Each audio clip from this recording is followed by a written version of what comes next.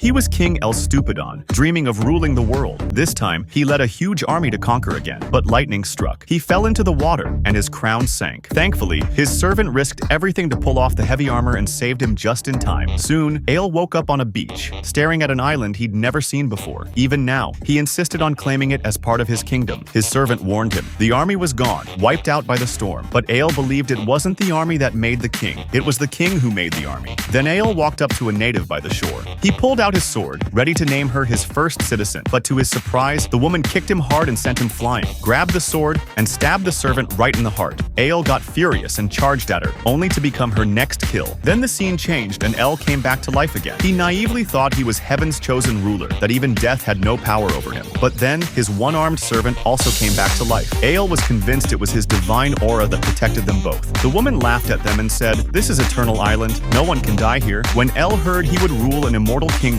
he got more excited. He and the servant walked toward the castle. The servant pushed open the door and told everyone to kneel for the king, but no one reacted. El directly challenged the king to a duel to decide who would rule Eternal Island. The king agreed without hesitation. El was tough and really thought he would win.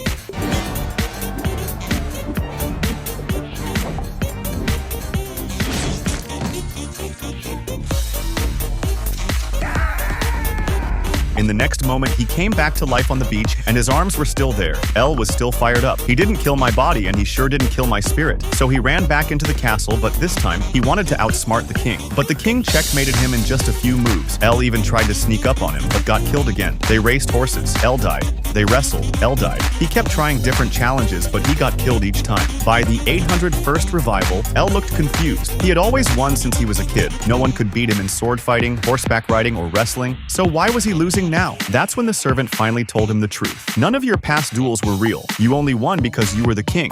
But El didn't agree. He thought the enemy was just way too strong. He tossed his servant aside and set out to look for dark magic. He climbed Fire Mountain alone, and somehow, he actually found a wizard in a black robe. After he came back to life, there was a demon mask in his hand. So he climbed Fire Mountain once more. This time, after he revived, he had a pair of demon gloves. He climbed again and again, died again, and eventually gathered the full set of demon gear, gaining extraordinary dark power. He entered the castle again. The king still didn't seem to care. El raised his battle axe and launched a deadly attack at the king.